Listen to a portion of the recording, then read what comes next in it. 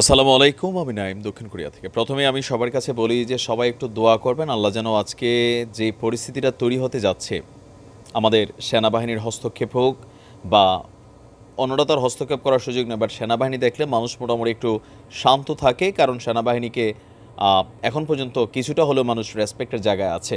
কারণ বাংলাদেশ আওয়ামী লীগ যে কর্মসূচি ঘোষণা করেছে গতকালকে থেকে, আপনারা সকলেই জানেন, বাট এই কর্মসূচির ভেতরে কী আছে সেটা কিন্তু এখন অনেকে জানেন না। আর পাশাপাশি সোশ্যাল মিডিয়াতে এই মুহূর্তে বাংলাদেশ আওয়ামী লীগের যারা নেতা কর্মী বিভিন্ন জায়গায় আছেন, তারা কিন্তু ছাত্রদের এই যে ৯ দফা টু ১ দফা, এটা কখনোই তারা পজিটিভলি নিচ্ছিল না। এতদিন যাবৎ বিভিন্ন কারণে আপনার এই ঘটনাগুলোর শুরুতে খুব বেশি অ্যাক্টিভ ছিল ছাত্রলীগ, মাঝখানে চুপচাপ হয়ে গেল পরিবেশ পরিস্থিতি খারাপের কারণে। বিভিন্ন জায়গায় আপনার ধাওয়া পাল্টা দেওয়ার ঘটনাও ঘটেছে, কিন্তু আজকে ফুল এনার্জি নিয়ে তারা কিন্তু মাঠে নামার ঘোষণা দিয়েছে। ২ দিনের কর্মসূচি। কি আছে এই কর্মসূচিতে? দর্শক, আজকে গতকালকে ওবায়দুল কাদের বলছিলেন যে আজকে আওয়ামী লীগের করণীয় কী কী। প্রথমত, রোববার রাজধানীর ওয়ার্ডে ওয়ার্ডে এবং জেলা ও মহানগরে জমায়েত করবে দলটি। যারা যেখানে আছে, গ্রামে গঞ্জে শহরে উপজেলা থানা বিভিন্ন পর্যায় থেকে কর্মীরা এই অঞ্চলগুলোতে জমায়েত হবেন। আর জাতির পিতা বঙ্গবন্ধু শেখ মুজিবুর রহমানের যারা নিহত হয়েছেন এবং সাম্প্রতিক সহিংসতায় যারা নিহত হয়েছেন, তাদের স্মরণে আগামীকালকে আপনার রাজধানীর ইঞ্জিনিয়ার্স ইনস্টিটিউশনের সামনে থেকে বঙ্গবন্ধু ভবন পর্যন্ত শোক মিছিল করবে আওয়ামী লীগ। আর আপনার কি বলা হয় যে ওবায়দুল কাদের সাহেব বলছেন যে এই প্রোগ্রামগুলো আসলে কয়েকদিন যাবতীয় আলোচনায় ছিল। দুর্যোগপূর্ণ আবহাওয়া একদিকে, অন্যদিকে আমরা কোনো রকম মুখোমুখি অবস্থানে জড়াতে চাই না, সেই কারণে সংঘাত হতে পারে, তাই আমরা এই ধরনের প্রোগ্রাম এড়িয়ে চলছি। শুক্র শনিবার আমাদের নির্ধারিত কর্মসূচি ছিল, কিন্তু আমরা সেখান থেকে সরে এসেছি।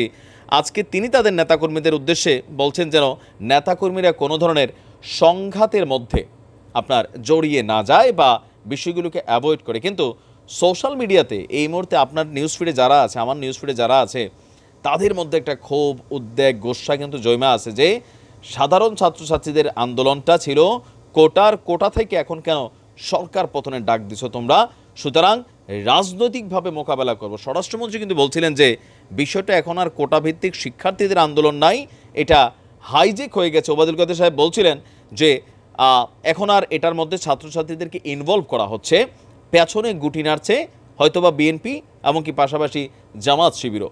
কিন্তু সাধারণ ছাত্রছাত্রীরা আমরা যাদেরকে আবার দেখছি, এই যে ধরেন গায়ক, নায়ক, অভিনেতা, রিক্সাওয়ালা, বিভিন্ন মানুষ যেভাবে স্বতঃস্ফূর্তভাবে অংশগ্রহণ করছে, তাদের পিছনে অন্য কেউ থাইকা এই আন্দোলনটাকে মোটিভেটেড করবে, সেইটাও কিন্তু একটা কোয়েশ্চেনাল মার্ক।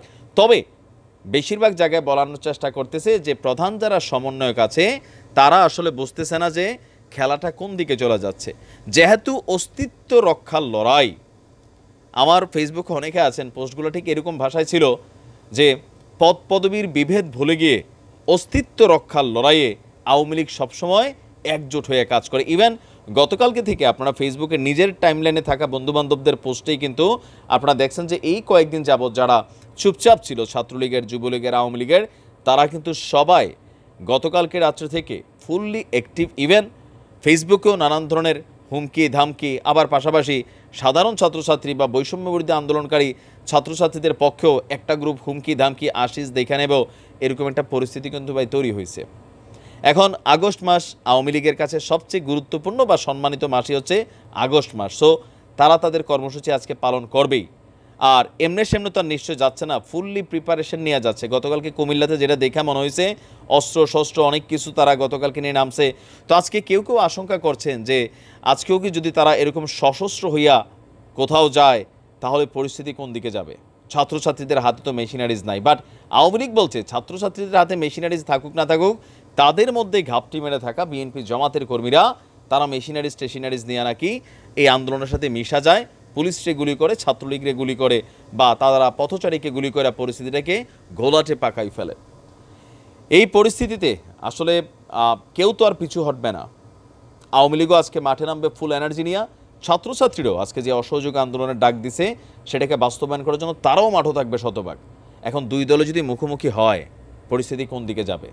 পুলিশই বা কী করবে, র্যাবই বা কী করবে, সেনাবাহিনী বা কী করবে? আল্লাহ হেফাজত করুক সবাইকে। ভালো থাকুন। আসসালামু আলাইকুম।